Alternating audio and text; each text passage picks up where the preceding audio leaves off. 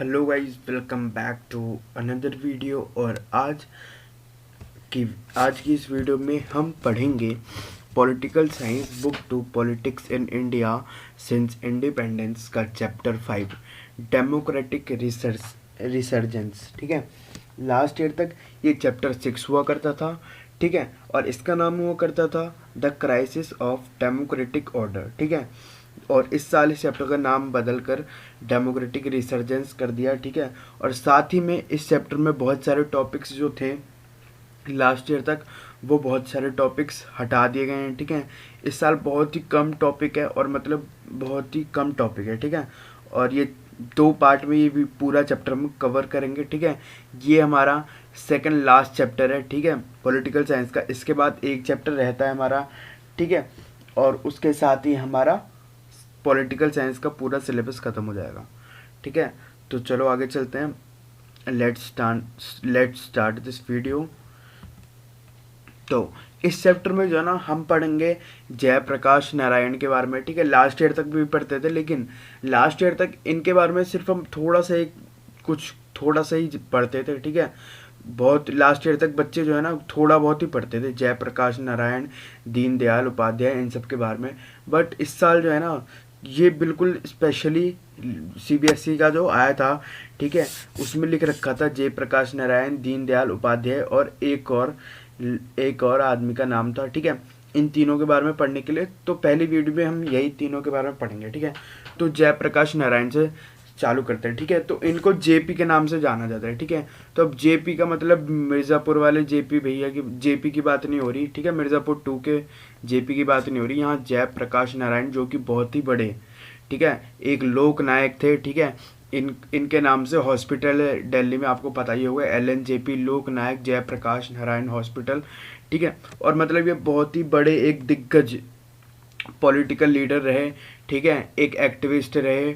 ठीक है, एक लोक नायक रहे। ठीक है, सब कुछ हर चीज़ थे ये। ठीक है, तो हम देख लेते हैं 1902 से 1979 तक ये रहे। ठीक है, इन्हें 1999 में भारत का जो वो है, ठीक है, भारत रत्न मिला था। ठीक है, दिया गया था जब ये मर गए थे उसके बाद।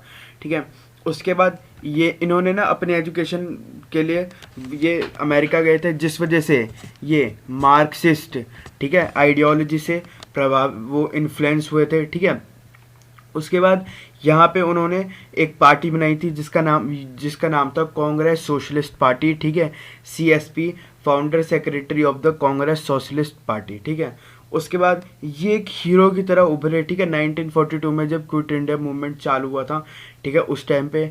ठीक है, उसके बाद जब देश हमारा आज़ाद हुआ, ठीक है, जब इंडिया के पहले प्राइम मिनिस्टर, ठीक है, प्राइम मिनिस्टर नेहरू बने थे। ठीक है, तो नेहरू की जब कैबिनेट बन रही थी ना, तो नेहरू ने इन्हें सामने से ऑफर दिया था जयप्रकाश जेपी को कि जो है ना, आप हमारे कैबिनेट में आओ, लेकिन इन्होंने वो भी ठुकरा दिया था। ठीक है, इन्होंने बिल्कुल भी मतलब उनके कैबिनेट में जाना बिल्कुल भी पसंद नहीं किया था, क्योंकि उस टाइम पे एक तरीके से पॉलिटिक्स से हट चुके थे। ठीक है, उस टाइम पे ये और सारे जितने भी सोशल वर्क्स हो रहे थे उन सब में कर रहे थे, या फिर मूवमेंट्स में काम कर रहे थे। ठीक है, आफ्टर 1995 क्विट एक्टिव पॉलिटिक्स। ठीक है, ये एक्टिव पॉलिटिक्स, वो पॉलिटिक्स से हट चुके थे। ठीक है, उसके बाद ये became a Gandhian and was involve in Bhoodan movement. ठीक है, उसके बाद जैसे कि ये मार्क्सिस्ट के आइडियोलॉजी से इन्फ्लुएंस थे। ठीक है, और वैसे ही कुछ जब ये यहाँ पे आ गए थे, रहने लग गए थे, तो ये गांधी जी की आइडियोलॉजी से भी,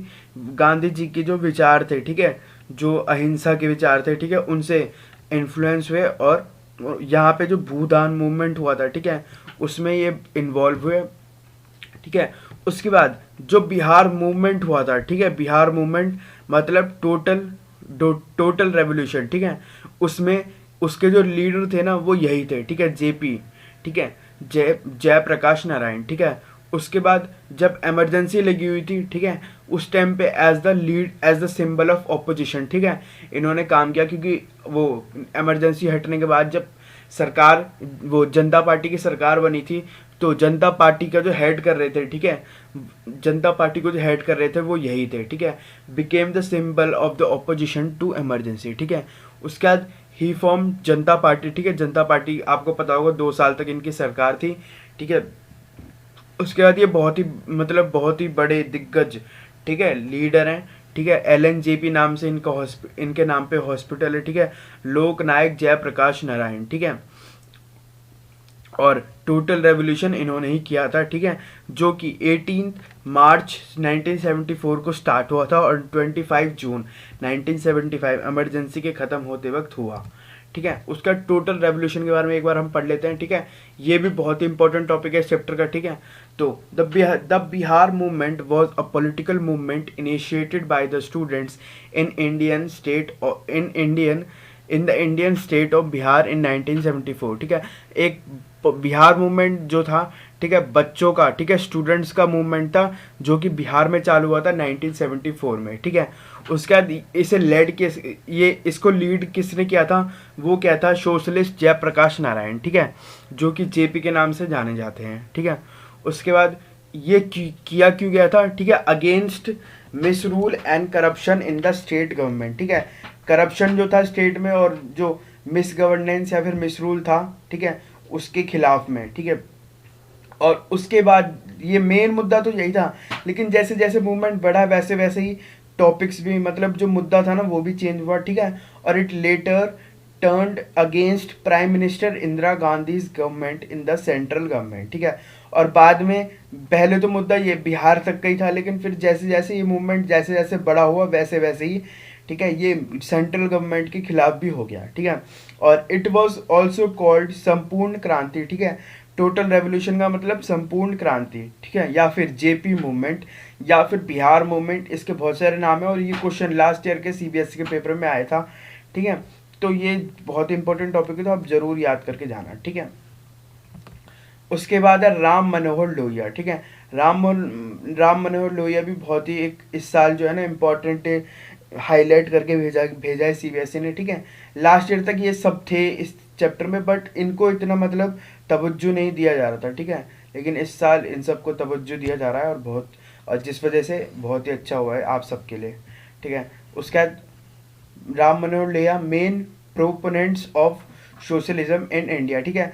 मेन जो लीडर थे ना, ठीक है, सोशलिज्म के, या फिर जो मेन वो थे आइडियल, ठीक है, वो थे राम मनोहर लोहिया, ठीक है। जो सोशलिज्म की जो आइडियोलॉजी थी ना, उसके उसको जो वो थे लीडर, ठीक है, उसको जो वो करते थे वो थे राम मनोहर लोहिया, ठीक है। Championed the idea of democratic socialism, इन्होंने एक आइडिया निकाला था, ठीक है। ये जो डेमोक्रेसी थी ना, ठीक है, डेमोक्रेसी में सोशलिज्म कैसे वो करे, ठीक है, इम्प्लीमेंट करे, उस पे ये आइडिया था जिसको कहा जाता था डेमोक्रेटिक सोशलिज्म, ठीक है। लोहिया जो है ना दोनों दो सिस्टम थे, ठीक है, जैसे कि आपको पता होगा कैपिटलिज्म और सोशलिज्म, ठीक है, ये दोनों को ही इररेलेवेंट बताते थे, ठीक है। उसके बाद लोहिया एडवोकेटेड चौभुर्ज राजनीति इन विच, ठीक है, ये एक चौभुर्ज राजनीति करके वो उस चीज़ को बढ़ावा दिया करते थे, ठीक है, जिसमें ये कहते थे, चौभुर्ज का मतलब आपको पता चल रहा होगा कि 4 पिलर, ठीक है, राजनीति के 4 पिलर। तो वो 4 पिलर कौन कौन से, सेंटर, ठीक है, region, district and village are linked with each other, ठीक है, ठीक है। ये 4 पिलर थे और ये सारे के सारे लिंक्ड थे ईच अदर से, ठीक है। Lohia argue with that the policy of affirmative actions should not only for the down trodden but also for the women and the non religious minorities, ठीक है। उसके बाद इनका ये भी कहना था कि ये जो स्पेशल प्रिविलेजेस दिए जा रहे थे, ठीक है, जो नीचे तबके के लोगों को मिल रहे थे, ठीक है, जो कि बहुत ही गरीब थे, ठीक है, सिर्फ ये इन्हीं को नहीं मिलना चाहिए, ठीक है। मतलब ये जो स्पेशल वो मिलती थी ना उस टाइम पे, ठीक है, जैसे कि इस टाइम पे रिजर्वेशन चलती है, ठीक है, तो ये जो रिजर्वेशन है ना सिर्फ नीचे तबके के लोगों को नहीं मिलनी चाहिए, ये सबको मिलनी चाहिए। ये और किस किस को मिलनी चाहिए, महिलाओं को मिलनी चाहिए और जो रिलीजियस माइनॉरिटी के लोग हैं, ठीक है, माइनॉरिटी वाले, इनका कहना ये था, ठीक है। उसके बाद the party of socialism according to Lohia should have 3 symbols, ठीक है। इनके हिसाब से जो इनकी जो पार्टी थी ना, इन्होंने एक पार्टी भी फॉर्म करी थी, ठीक है, जिसका नाम था पार्टी ऑफ सोशलिज्म, ठीक है। और उसके 3 सिंबल थे। पहला था स्पेड, ठीक है, जिसका मतलब था वो काम करना या फिर प्रिपेयर्ड टू मेक एफर्ट्स, ठीक है। दूसरा सिंबल था वोट, ठीक है, पावर ऑफ वोटिंग। और तीसरा था प्रेजेंट, ठीक है, विलिंगनेस टू मेक सेक्रीफाइसेस, ठीक है। ये इनके 3 सोशलिज्म जो पार्टी इन्होंने बनाई थी उसके वो थे, ठीक है, सिंबल्स। और इस इनके बारे में मैंने बता दिया कि इनका कहना ये था कि सिर्फ जो नीचे तबके के लोग हैं उनको नहीं, ठीक है, बल्कि महिलाओं को और जो वो माइनॉरिटी के लोग हैं उनको भी स्पेशल प्रिविलेजेस मिले, ठीक है। उसके बाद इन्होंने जो अपनी एक चीज़ वो करी थी, ठीक है, डेमोक्रेटिक सोशलिज्म, ठीक है। उसके बाद इन्होंने कैपिटलिज्म को भी इरेलीवेंट बता दिया था, ठीक है। दूसरा, ये दो टॉपिक हो गए। उसका तीसरा टॉपिक जो है वो दीनदयाल उपाध्याय, ठीक है। ये टॉपिक थोड़ा सा बड़ा है लेकिन ये भी इम्पोर्टेंट है क्योंकि सीबीएसई ने इस बार बोला है, ठीक है, इसलिए, ठीक है। ही वॉज अ फिलोसफर, ये एक फिलोसफर थे, सोशियोलॉजिस्ट थे, इकोनॉमिस्ट थे और एक साथ ही में पॉलिटिशियन भी थे, ठीक है। उसके बाद इन्होंने एक आइडियोलॉजी, ठीक है, प्रपोज करी थी जिसका नाम था, या प्रेजेंट बनाई थी, ठीक है, जिसका नाम था इंटीग्रल ह्यूमनिज्म, ठीक है। इसके बारे में भी हम पढ़ेंगे, ठीक है। Integral humanism which was intended to present an indigenous socio economic model, ठीक है, जो कि किस पे था, प्रेजेंट कर रहा था एक इंडिजीनियस सोशो इकोनॉमिक मॉडल, ठीक है, जिसमें in which human beings remain at the centre of development, ठीक है। ये जो इनका जो वो था ना, इंटीग्रल ह्यूमनिज्म का आइडियोलॉजी, ठीक है, जो इन्होंने प्रपोज किया था, ठीक है, उनका उसका जो मेन सेंटर था ना वो था सेंटर ऑफ डेवलपमेंट, ठीक है। ह्यूमन बीइंग, ठीक है, जो ह्यूमन बीइंग है ना वो उसके सेंटर ऑफ डेवलपमेंट होंगे, ठीक है। उसके बाद the aim of integral humanism is to ensure dignified life, ठीक है, मतलब डिग्निटी, ठीक है, डिग्निफाइड लाइफ होनी चाहिए सबकी, ठीक है। ये नहीं कि किसी को गलत काम करने पड़ रहा है या फिर किसी को छोटा काम करना पड़ रहा है, सब एक समान और सबको एक जैसा चीज़, एक जैसा काम करे, ठीक है। मतलब सब जितने भी लोग हैं ना वो एक डिग्निटी से रहें, ठीक है। इसे हम डिग्निफाइड लाइफ से समझ सकते हैं, ठीक है। उसके बाद for every human being while balancing the needs of the individual and society, ठीक है, सबके लिए ना जो उनके नीड्स है, ठीक है, उन सबको और उनकी नीड्स और सोसाइटी की जो इंडिविजुअल, ठीक है, नीड्स हैं, ठीक है, उन सबको बैलेंस करके चलना है, ठीक है। ये इस इनके जो इंटीग्रल ह्यूमनिज्म था, ठीक है, उसका कहना था, ठीक है, कि मतलब सबकी नीड्स को बराबर बैलेंस करके चलना है, ठीक है, चाहे वो किसी इंसान की हो, चाहे वो किसी तबके के लोग, किसी मतलब किसी उसकी हो, ग्रुप के लोगों की, ठीक है। अब ग्रुप का मतलब कास्ट की बात हो रही है यहाँ पे, ठीक है, या फिर सोसाइटी की बात हो रही है, ठीक है, सोसाइटी मतलब ग्रुप, ठीक है। उसका it supports sustainable consumption of natural resources so that those resources can be replenish, ठीक है। सस्टेनेबल कंजप्शन, सस्टेनेबल डेवलपमेंट का मतलब आपको पता ही होगा कि किसी भी चीज़ को हम इस तरीके से यूज़ करें रिसोर्स को कि वो हमारी भी पूर्ति हो जाए और हमारी जो आने वाली फ्यूचर जनरेशन है उनकी भी पूर्ति हो जाए, ठीक है। तो इनका भी कहना यही था कि हम किसी भी चीज़ को, जो हम नेचुरल रिसोर्सेज हैं उनको जब हम यूज़ कर रहे हैं, कंज्यूम कर रहे हैं, तो वो एक सस्टेनेबल कंजप्शन होना चाहिए, ठीक है, जिससे जो वो आने वाले पीढ़ी है ना, ठीक है, फ्यूचर जनरेशन उनको भी मिलते रहे, ठीक है। उसके बाद integral humanism enhances not only political but also economic and social democracy and freedom, ठीक है। वो सिर्फ पॉलिटिकल की बात नहीं कर रहे थे, ठीक है, वो इकोनॉमिक और सोशल डेमोक्रेसी जो फ्रीडम थी ना उसकी भी बात करते हैं, ठीक है। इंटीग्रल ह्यूमनिज्म इसकी भी बात करता है, ठीक है। और as it seeks to promote diversity, ठीक है, डाइवर्सिटी को प्रमोट करते थे, ठीक है। It is best suited for the country as a diverse as India, ठीक है, और हमारे इंडिया को ये सूट भी करता है, ठीक है। उसके बाद Pandit Deendayal Upadhyay oppose both western capitalist individualism and Marxist socialism, ठीक है। एक तो इन्होंने कैपिटलिस्ट का वो किया ही, ठीक है, कि कैपिटलिज्म की जो आइडियोलॉजी वो खराब है, ठीक है, और साथ ही में जो मार्क्सिस्ट सोशलिज्म वाली आइडियोलॉजी है, ठीक है, जो अभी हमने मार्क्सिस्ट के बारे में अभी मैंने बताया था आपको, ठीक है, राम मनोहर लोहिया के बारे में, ठीक है, वो इसका भी वो करते थे, ठीक है, अगेंस्ट थे, ठीक है, एजिटेट करते थे, ठीक है। उसके बाद इनकी जो फिलॉसफी थी ना उसके 3 प्रिंसिपल्स थे, ठीक है, तो वो देख लेते हैं, ठीक है।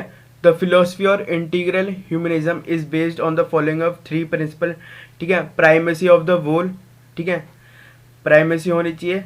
उसके बाद सुप्रीमेसी ऑफ धर्मा, ठीक है। उसके बाद ऑटोनॉमी ऑफ सोसाइटी।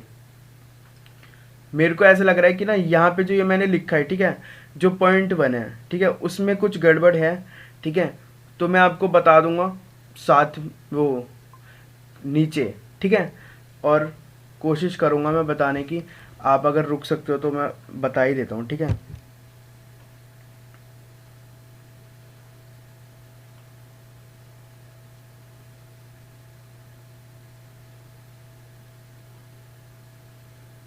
ये सही है, ठीक है।